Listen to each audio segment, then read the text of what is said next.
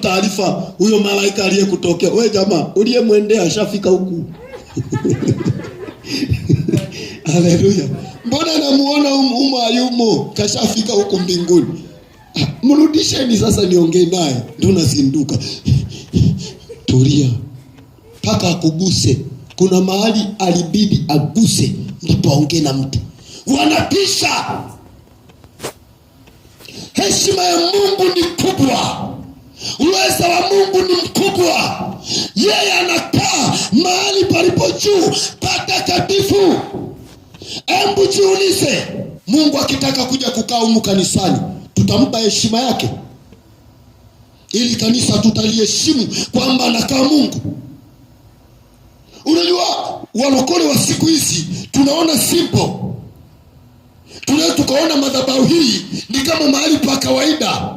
Alafu ndani yetu tunaomba Mungu ashuke akae hapa. Tutatoa heshima inayostahili? Nyumba hii tunataka utukufu wa Mungu ujae. Tutastahimili? Ukikanyaga tu pale mlangoni unasikia nywele zinasisimuka. Uwepo wako uliotoka nao nyumbani umebadilika. Mwili wako umegeuzwa. Ghafla unaanza kuhisi kulia. Ghafla unaanza kuhisi kusema. Ghafla unaanza kuhisi kuomba. Ujue uwepo wa Mungu upo. Haleluya. Tutastahimili au tutavuruga mapema sana? Mungu hakai mahali pachafu. Mungu hakai kwenye vurugu. Mungu anataka utulivu. Haleluya. Kuna mtu ananielewa? Kuna mtu ananielewa? Usisite kusema amen. Sija kudisappoint kwamba wewe ndio unaleta vurugu. Sija kusema wewe ndio mchafu. Inawezekana ni mimi. Naondoa uwepo wa Mungu. Lazima nijipange. Niwe na tafakari mpya. Niwaze upya kuhusu heshima ya Mungu. Anasema mimi Mungu nakaa mahali pa juu patakatifu, na hapo sikai peke yangu. Mungu hataki upweke. Amen. Ndio maana naona mbinguni ana viumbe vya ajabu vya namna tofauti. Yule Lucifer alipoanguka, anguko lake ni kama lile la Adamu, kiburi tu. Amen. Usile akala. Alafu hataki hata kutubu. Hicho ndicho kiburi tulichorithi, dhambi mbaya ya urithi ambayo ni asili ya mwanadamu, kiburi. Nikitenda dhambi mpaka nasubiri ni nani atapita mbele ya wewe wa kwanza kwenda kutubu ndo na mimi niende? Kiburi. Nilitenda dhambi peke yangu, na stahili nikatubu peke yangu. Amen. Unashangaa na kuja mtumishi hapa, wanaotaka kutengeneza, watengeneze na Bwana. Pita hapa mbele. Unashangaa mtu anaangalia kulia na kushoto. Utafikiri ndo anataka kufanya dhambi, kumbe anataka kwenda kutubu. Yaani dhambi alishafanya, alafu anataka akatubu kwa sapoti ya watu. Mbona kwenye dhambi au kutuita tuje tukusapoti? Kwamba yeye mpendwa kazini, yeye mpendwa kafanya hiyo unavyotaka kufanya. Kwa nini kwenye kutubu unataka tukusindikize? Yaani unasubiri mimi nipite mbele, unasema na mwinjilisti kapita. Hapa kuna rehema. Hiyo rehema ni kwa ajili yangu, sio kwa ajili yako. Kwa ajili yako ni moyo uliotubu. Yesu anasema mahali ninapokaa ni mahali patakatifu. Hapo sikai na mtu eti kila mtu. No. Nakaa na mtu ambaye moyo wake umetubu, mnyenyekevu. Alafu huyu mtu hakai tu, hana kazi. Kuna kazi ya kufanya ukikaa na Bwana. Amen. Nataka niwaambie, tuna kazi ya ziada hapa. Kuna roho kama hii zimeshakufa. Kuna nafsi ndani ya kahama hii zimeshakufa. Nani atazifufua? Bwana anataka mtu aliye tayari kuwa mnyenyekevu, kutubu, ili wafanye kazi na Mungu ya kuzifufua hizo roho. Bwana analitaka kanisa. Kwa nini tusinyenyekee?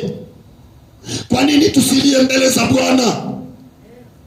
Unajizuia nini ukisikia kulia? Unajizuia nini? Nani hata kushangaa? Mimi kikija cha kulia naliaga, kama nitalia ndani kwa ndani au nitalia nje kwa nje. Maana kuna wakati unasikia bubujiko la ndani, unabaki tu midomo inacheza, Yesu, Yesu, Yesu. Unasikia machozi yanatililikia kwenye moyo, yanatililikia kwenye moyo. Lakini kuna wakati machozi yanatoka nje, unasikia kulia. Biblia inasema, Daudi akasema, nikasikia sauti ya mtu asemaye, lia. Nikasema, nilie nini? Akasema, wanadamu wote wameharibika. Wewe huoni cha kulilia? Utamani tuwe na ibada zenye maana, utamani tuwe na ibada zenye uwepo wa Mungu. Hilo tu halitoshi kukufanya ulie.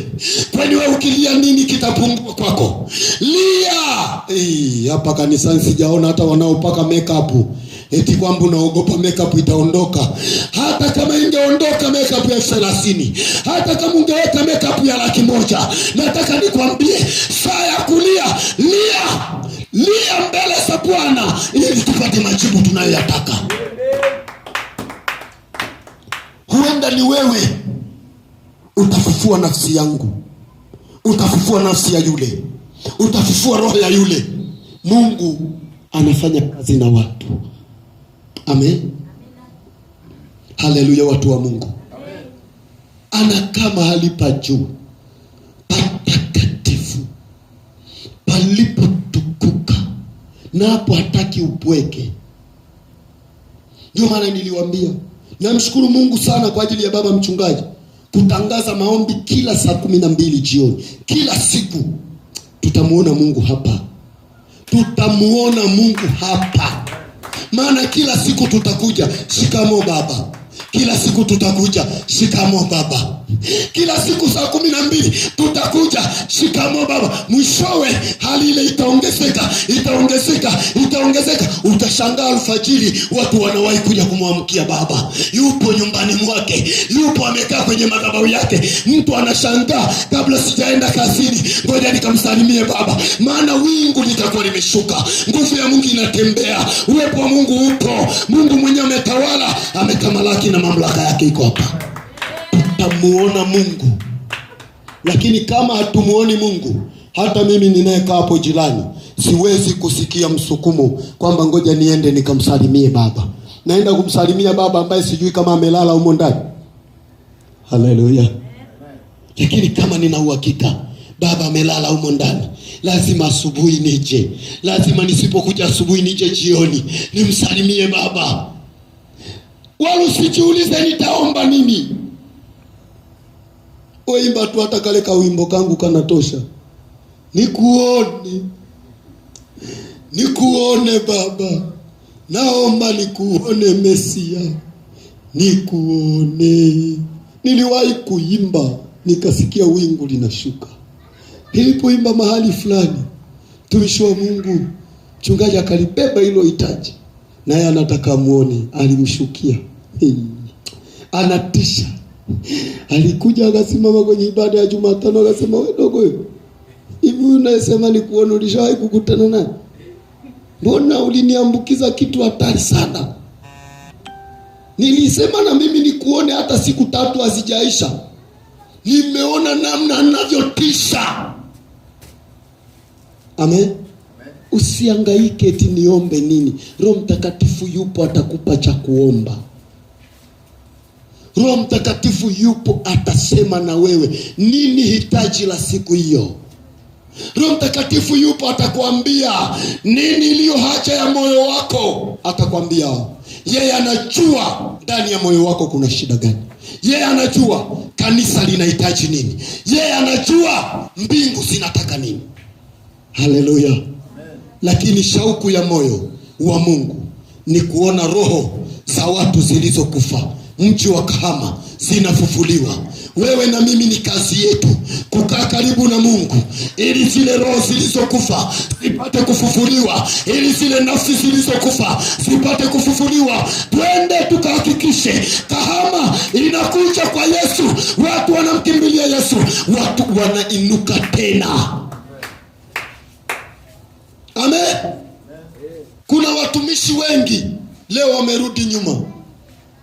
wengi sana. Nilikuwa namwambia mtumishi mmoja kule Kigoma, akaniambia hivi, hii adhama, hii hadha, hii hali, wingu hili la watumishi kutokuelewana, sisi watumishi wadogo tutamtumikia Mungu wapi?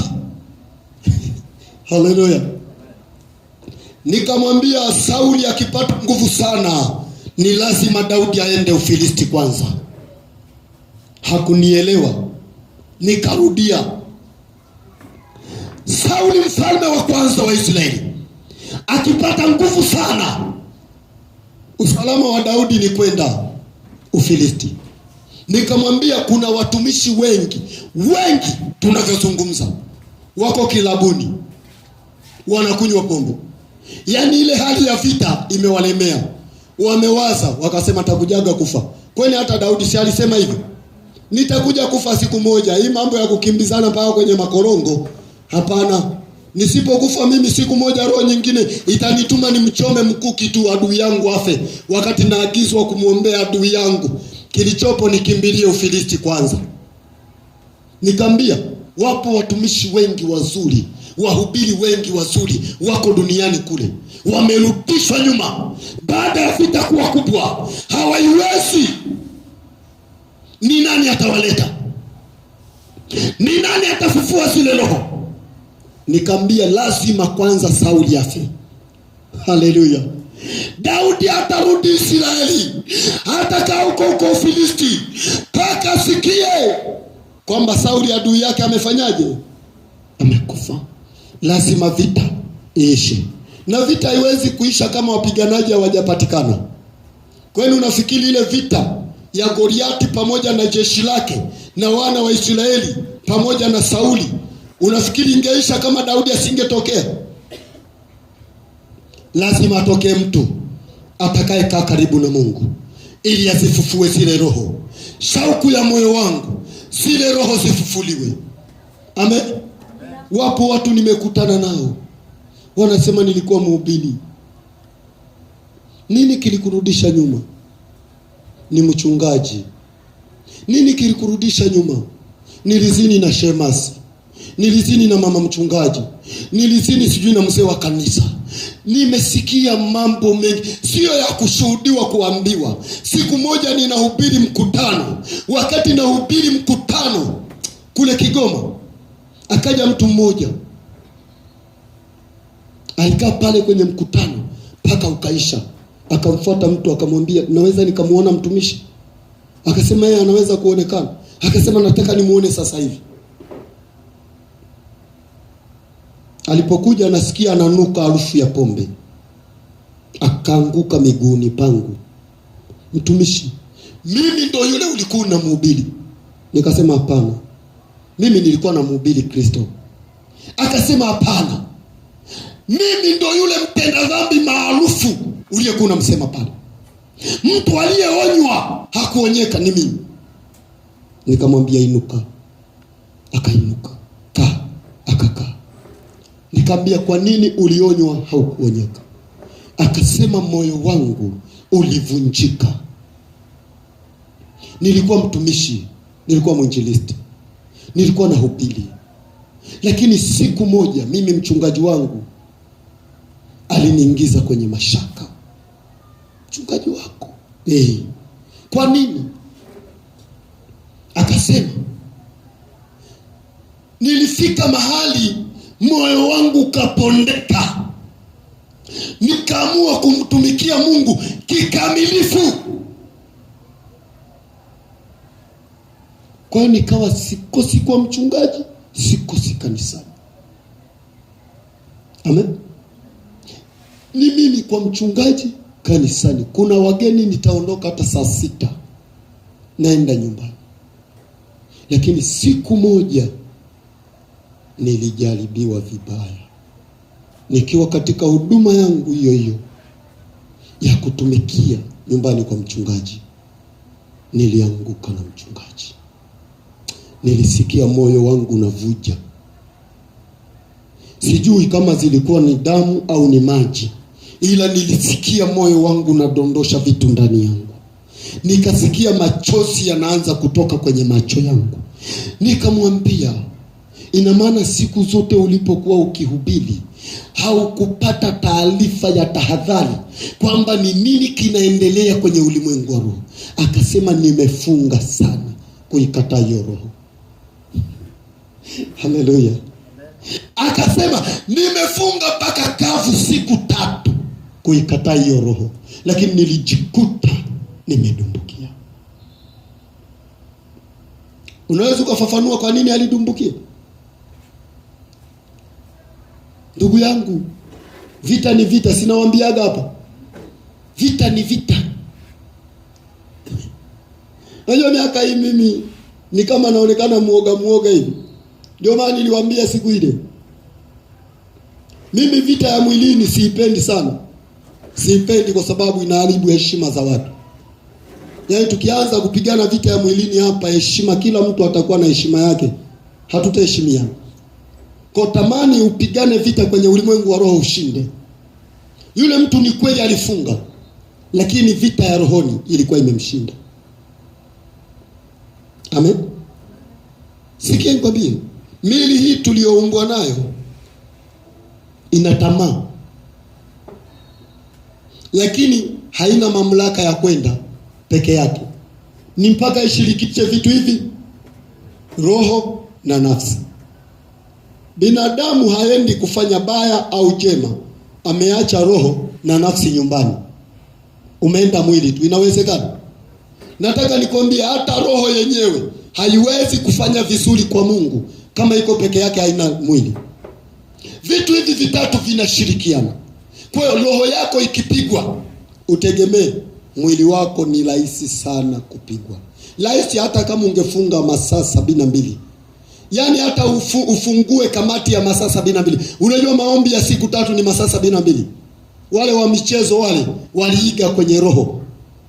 Ile kamati ya masaa 72 ndio inayotatua mambo ya dharura yaliyoshindikana. Sasa hiyo kamati ndio maombi ya siku 3 kavu, haunywi. Hata uombe, hata ufunge, usile, usinywe, kama umepigwa rohoni, rafiki yangu, unahitaji toba. Haleluya. Ndio maana hata ukiota unapigana umepigwa, wewe ukiamka anza kuomba toba. Maana kama ulishindwa rohoni, mwilini ni rahisi. Amen. Nikamwambia, shida yako ni moja. Akaniambia, shida yangu nini? Nikamwambia, hukujua wakati. Haleluya. Hukujua wakati. Saa inatakiwa nifanye nini? Na hiyo ndio kanisa limepoteza. Ndio maana tunaabudu ibada za kawaida. Ndio maana tunaabudu ibada za mazoea. Ni kwa sababu hatujui saa hii natakiwa nifanye nini. Ndio maana asubuhi nikasema, mchana unapotoka nyumbani ni kama umesafiri. Jipange kwa lolote linaloenda kutokea mbele yako. Mimi nikija kanisani waga nimebeba mafaili yangu yote moyoni.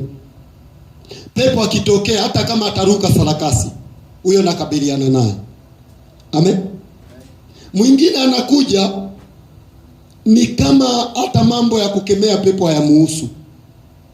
Pepo akilipuka hapa, unashangaa amerudi nyuma kule. Unajiuliza, amejitenga? Ametengwa? Lakini inatokana na nini? Maisha ambayo mtu anafanyaje? Anaishi. Anaogopa pepo litasema na wewe. Ndio walokole wengi wanaishi hivyo. Wanajua mapepo waga yanauliza na wewe. Lakini kuna wakati anasema kwa unafiki tu. Mbona kama ni hivyo mimi ningekuwa nishaacha. Siku moja nasogea, ndo mwanzo naanza kuombea. Nasogea tu. Hata sijafanya dhambi na dhamiri yangu inaniambia kabisa hapa Yesu akija naondoka. Na karibia tu karibu na pepo. Eti wewe usisogee wewe. Na wewe ni wa kuniombea, nione. Jeusi. Watu wote wakajua hili jeusi limefanya dhambi. Kumbe linawapoteza maboya. Mimi nikasogea tena. Usipige hatua tena. Nikapiga. Usipige hatua, tumesema. Nasema mambo yako. Nikaongeza. wewe unakuja na moto. Kumbe nakuja na moto, si nikaongeza haraka tena nikapata nguvu. Wewe unafikiri ningesimama pale pale tutasema mambo yako, alafu nianze kujihoji, hivi mambo yangu ambayo pepo atasema ni yapi? Ningefanikiwa? Bwana anataka watu waliojikana. Watu waliojikana. Jikane nafsi yako. Jikane. Nataka nikwambie, dunia ni nzuri na maua mengi. Tunapita tunayaona huko. Ili la njano, ili jeupe, ili jeusi, ili la blue, tunayaona. Unafikiri maua yote unayoyaonaga huko barabarani unayapandaga nyumbani kwako? Mbona hamjabeba? Sitakuwa hiyo nyumba ni kichaka. Kila ua unaloona unabeba, unaenda kupanda nyumbani. Kila ua unaloona unabeba, unaenda kupanda nyumbani. Nyumba yako itaonekana? Tutakuta umepanda miashoka, imepanda juu, ile miti mirefu ile. Unapanda, unazungusha nyumba yako. Mwisho wa siku nyumba haionekani. Unabeba paka ile michongoma, unazungushia mle kwenye miashoka. Mwisho wa siku mtaanza kutafuta pa kutokea. Maana unaishi kila ua linafaa kupandwa nyumbani kwako. Haleluya. Maua ni fashion. Wewe kama umependezwa na kafasheni kaua moja, weka nyumbani kwako, rizika. Wanaume wamenielewa. Haleluya. Samueli ameshanielewa. Yaani wewe umependezwa na kafasheni kamoja, chukua, weka nyumbani, tulia. Na mimi ninako nyumbani kwangu, katakuja hapa. Watu wanatamani kweli, hili jitu jeusi hivi limepata ua la namna gani? Nilibahatika. Haleluya. Bwana alinipendelea. Ningekuwa jeusi hivi alafu nipande makoti miogo vile nyumbani, ingekuwa shida. Amen. Unajua ua zuri, kuna watu, unajua tunatofautiana. Kuna watu wanapenda tu harufu ya maua. Mtu akipita pale nyumbani, tule tu maua tunavyonukia, anatupenda. Lakini wengine tunapenda kwa macho. Tumaua tumechomoza vizuri utu jamani. Hivi ni tumaua saa 6 utu. Tumependeza. Kwa saa 6 mchana, ulishawahi kuyaona hayo maua saa 6? Ikifika saa 6 ndo tunatoka. Kwa unatamani saa 6 ukakae karibu na kale kaua kwa ajili ya ile masaa 6, saa 6 ile. Ikishaanza kuwa saa 9, saa 10 kaua unaona kanafunga, kanakwambia rudi, ondoka, tutakutana kesho saa 6. Na wengine wanapenda hivyo. Ila sisi wengine tunapenda maua yamechanua muda wote. Amen. Kuna wengine tunapenda maua yaliyochanua muda wote, yamechanua. Haleluya. Sikia, Mungu anataka heshima. Soma Mambo ya Nyakati, nimalizie hapo tukapumzike.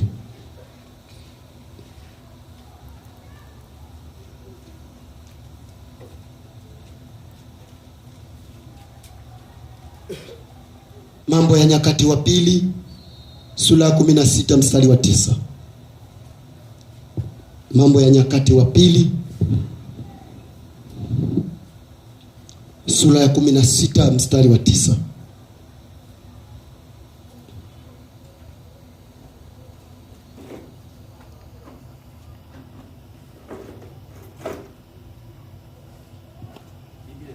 Ndiyo.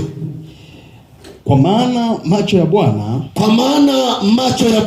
hukimbia duniani mote. Sio hutembea, hukimbia duniani mote, ili ajionyeshe mwenye nguvu kwa ajili ya hao. Ili yeye mwenyewe ajionyeshe mwenye nguvu kwa ajili ya hao waliokamilika moyo kuelekea kwake. Waliokamilika mioyo yao kuelekea kwake. Kwa hayo ametenda upumbavu. Rudia. Tarudia. Kwa hayo. Ndio. Umetenda upumbavu. Kwa hayo umetenda upumbavu. Kwani tangu sasa utakuwa na vita. Utakuwa na vita. Ubarikiwe. Haleluya. Bwana anataka ajionyeshe ni mwenye nguvu. Kwa watu ambao mioyo yao imekamilika, Sijui kama we moyo wako umekamilika. Kuna watu bado mioyo yao iko nusu mahali hapa. Kuna watu bado wana sita kumwabudu Mungu mahali hapa. Wakati huo mimi sioni sababu za kusita. Wakati huo mimi sioni sababu za kuwa na wasiwasi, za kuwa na mashaka. Bado ninaona nguvu ya Mungu ipo. Naanza kusita nini? Anasema ukae mtumishi wa Mungu. Anasema maana macho ya Mungu, macho ya Bwana hukimbia, sio yanatembea, yako haraka, yako bize. Sijui wewe na mimi kuhusu Mungu tuko bize kiasi gani, au tuko bize na mambo yetu. Unajua neno la Mungu ni upanga, eti linakata huku na huku. Na mimi hapo najiuliza, kama macho ya Mungu yako bize kwa staili hii, mimi je, niko bize na nini? Ndio maana ninatamani kuwemo nyumbani mwa Mungu. Ninatamani kuongezeka. Natamani moyo wangu unatamani kuongezeka, ili angalau nifanane na haya macho ya Bwana. Amen. Macho ya Bwana yako bize, yanakimbia huko duniani ili ajionyeshe mwenye nguvu, kwamba yeye ni mwenye nguvu kwa hawa ambao mioyo yao imekamilika. Duniani wanasema hakuna mkamilifu, ila mbinguni wanajua duniani kuna wakamilifu. Amen. Usikae kwa misemo ya duniani. Duniani wanasema hakuna Mungu, lakini sisi tunaomjua tunasema yuko Mungu. Mungu kwetu ni kimbilio. Haleluya. Haleluya, watu wa Mungu. Wakati duniani wanasema hakuna Mungu, sisi tunasema Mungu kwetu ni kimbilio, msaada wa nguvu utakaoonekana tele wakati wa mateso. Wakati duniani wamekata tamaa, duniani wamevunjika moyo, duniani wanaishi wanaenda kwa uwezo wao wenyewe, sisi tunasema bila wewe Bwana sisi hatujiwezi. Sisi tunasema pasina wewe Bwana hatujitoshelezi. Ni nani atakaye kuwa na moyo mnyenyekevu? Nani? Tamani. Bwana anataka mtu, sio jinsia. Amen. Hujua akili ya leo, ukikuta wanaume wamesimama wa ajabu mno, eti wamewakatia tamaa wanawake. Ni wapuuzi. Hivi tuko live, wasikie. Ni wapuuzi. Wanaume wamewakatia tamaa wanawake, ni wapuuzi. Narudia. Unaweza kuniuliza kwa nini? Mungu alimkabidhi madaraka mwanaume, alafu akapoteza, lawama zikaja kwa mwanamke. Una akili timamu? Si upuuzi? Hao wanaume waliowakatia tamaa wanawake ni wapuuzi, kwa sababu, sikia, cha pili, nigonge ya pili. Shetani yule aliyemdanganya mwanamke ndio huyo anayemdanganya mwanaume leo. Ni akili ni tope. Yaani mwenzako mko vitani, sawa? Nyinyi wote mmevaa silaha, mnapigana na adui pa kama Irani na Israeli na Marekani. Mara kombora. Alafu mwenzako anapigwa shaba, anaanguka hapo. Unaanza kucheka. Una akili timamu? Ndiyo mwanaume kumkatia tamaa mwanamke. Wakati huo mwanamke amepewa madaraka ya kuwa bodyguard wa huyo aliyemkatia tamaa. Yaani unamkatia tamaa bodyguard wako. Kwani Yeremia anasemaje? Bwana ameumba chombo kipya, mwanamke atamlinda mwanaume.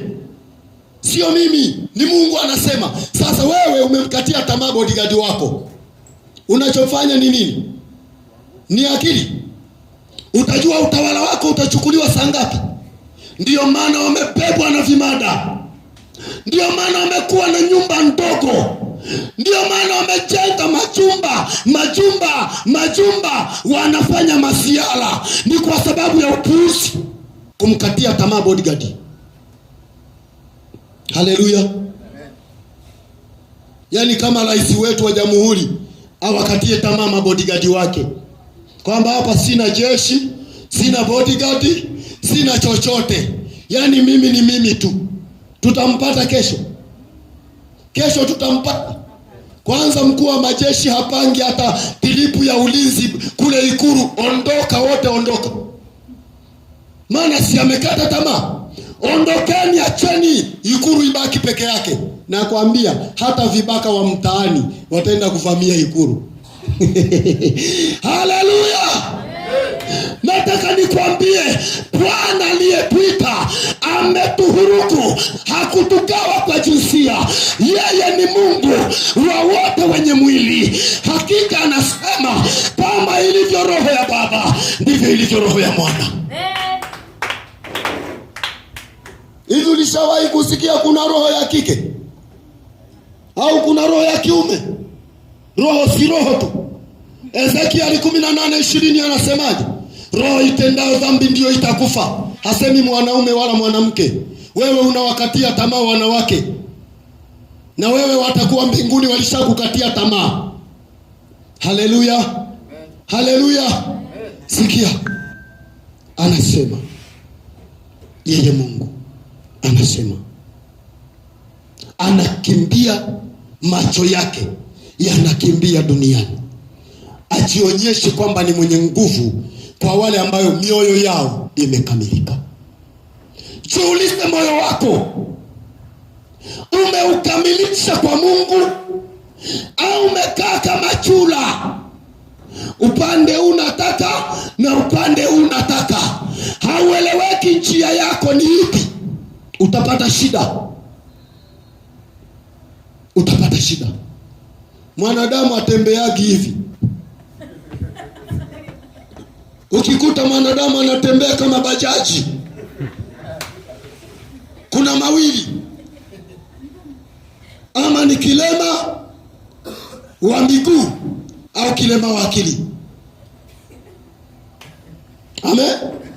Yaani unakuta binadamu anatembea kama bajaji, hata pikipiki haitembeaki hivi, mguu mmoja mbele mwingine nyuma. Ndivyo binadamu anatembea. Sasa ukitembea kama bajaji, kuna mawili: ama ni kilema miguu au akili. Maana tembea yako si ya ulemavu. Kwa kama miguu ni mizima, basi akili ndio kilema.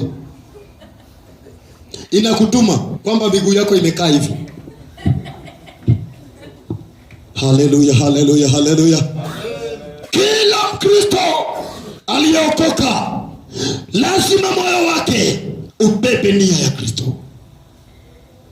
Kama utaacha kuibeba nia ya Kristo, nasema hakika kwa kuwa umetenda upumbavu, utakuwa na vita. Ndio maana Wakristo wengi tunatumbukia kwenye shida nyingi kwa sababu ya kutokutunza ile nia ya Kristo ndani ya mioyo yetu. Tunadumbukia kwenye shida ambazo kutoka inakuwa shida, inakuwa ngumu. Haleluya. Haleluya. Mungu awabariki. Muda umetosha. Simama kwa miguu yako.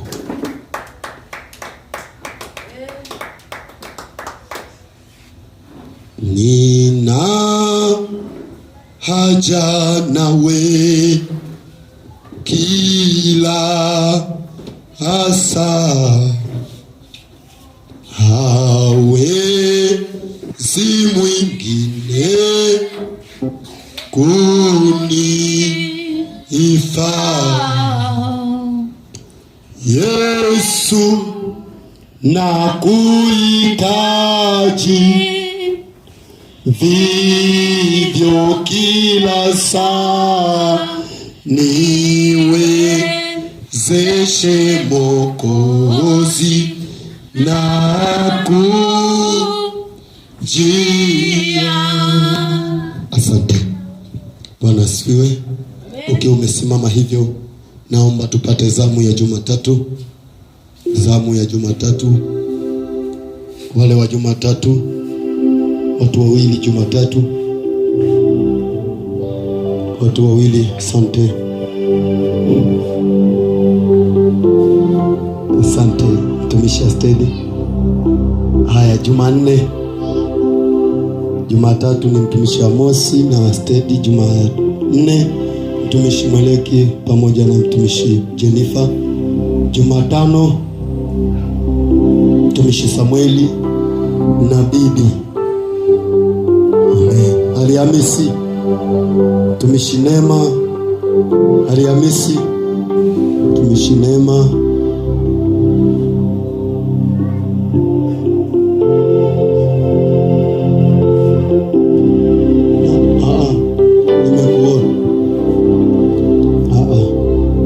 Alhamisi. Alhamisi.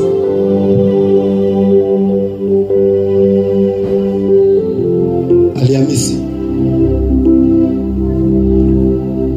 Yule binti wa Mweleki leo sijamuona, yuko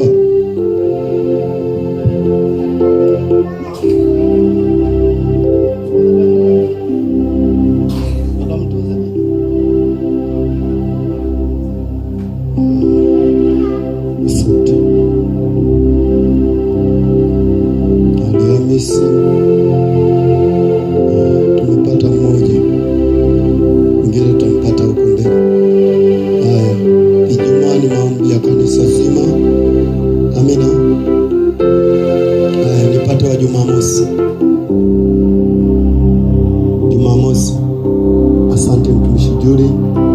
Asante nani?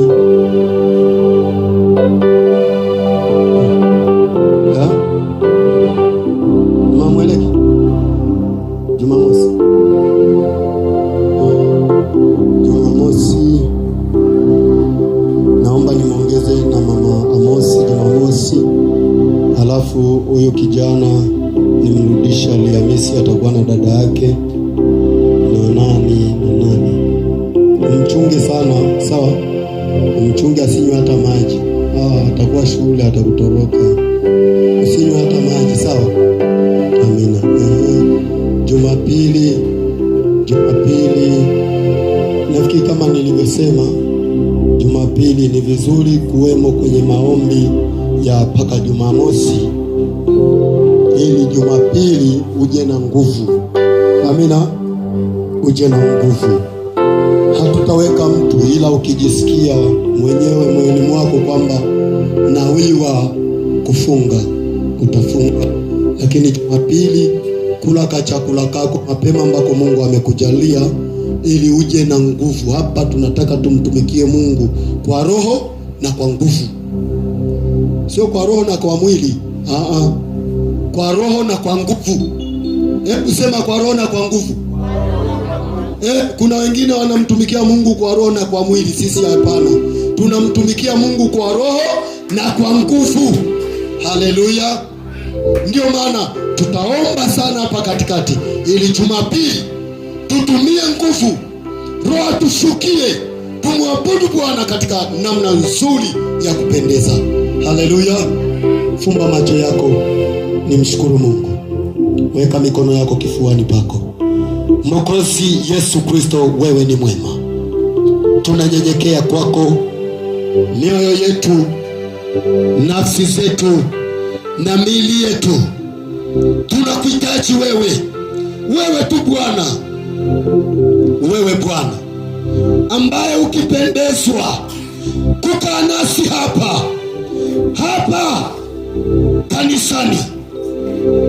kanisani, hapa Kahama. Wewe ukipendezwa Bwana kukaa nasi hapa kwenye mji wa Kahama. Wewe ukipendezwa, wewe Bwana, ikiwa utapendezwa Mungu, sisi tutakufurahia. Mioyo yetu itafurahi, nafsi zetu zitafurahi kwamba utakuwa nasi. Ubarikiwe Jehova, uinuliwe Mwokozi. Asante kwa ajili ya wanawake hawa na wanaume hawa waliokuja mbele zako kukuabudu. Yesu Kristo usiwapungukie. Ninauliza neema yako sasa, ninauliza nguvu zako sasa, ninauliza uweza wako sasa juu ya kila mmoja mmoja. Bwana, nenda kachilie neema yako kila mmoja wetu mahali hapa anayo haja moyoni mwake. Bwana, nenda kamjibu sana mapenzi yako, nenda katusaidie Jehova. Tunaiweka wakfu wiki inaweza kesho. Baba, kaibariki, nenda katusaidie, nenda katuwezeshe kila mmoja mahali pake pa kazi, kamuwezeshe Bwana. Hata zile ratiba za wiki tunaziweka mikononi mwako. Mungu, tukumbushe. Roho wako Mtakatifu awe mkumbushi mkuu, akatukumbushe namna inavyotupasa kuingia mbele zako na kutoka mbele zako. Zaidi sana Bwana, tunze hema hii, tunza nyumba yako hii, maana ulisema nyumba yako itakuwa nyumba ya sala. Mahali hapa Bwana pafanye kuwa mahali pa ibada, sio mahali pa mizaha, sio mahali pa mizaha, mahali pa ibada, mahali pa kutafuta wewe. Kila mmoja akakutafute mahali hapa, hata watu wa mataifa wakasikie kwamba unapatikana mahali hapa. Bwana, fanya makao mahali hapa, litunze kanisa lako. Mkumbuke mtumishi wako mchungaji wetu, tunakuhitaji Bwana juu yake, tunakuhitaji Roho Mtakatifu juu yake, pamoja na wote walio pamoja naye. Nenda kamsaidie Bwana, nenda kamwezeshe Jehova. Kumbuka Bwana hata yale maono uliyoweka juu yake, nenda kayatimishe, nenda kamsaidie Mfalme Yesu. Ikumbuke nyumba yake, kumbuka mama mchungaji, kumbuka watoto wake. Bwana, ikumbuke nyumba nzima, kumbuka watoto wako kike na kiume. Wasaidie mama hawa, wasaidie baba hawa, tusaidie Mfalme Yesu, saidia kanisa zima, wakubwa kwa watoto. Tunakuhitaji wewe Yesu. Asante hata kwa ajili ya mafundi mitambo, asante hata kwa ajili ya viongozi wetu wa sifa, asante kwa ajili ya watumishi wote mahali hapa. Wewe Mungu tusaidie, tunakuhitaji Roho Mtakatifu. Pokea sifa na heshima katika jina la Mwokozi Yesu tunaomba na kushukuru, amen. Asante. Basi nimwalike mama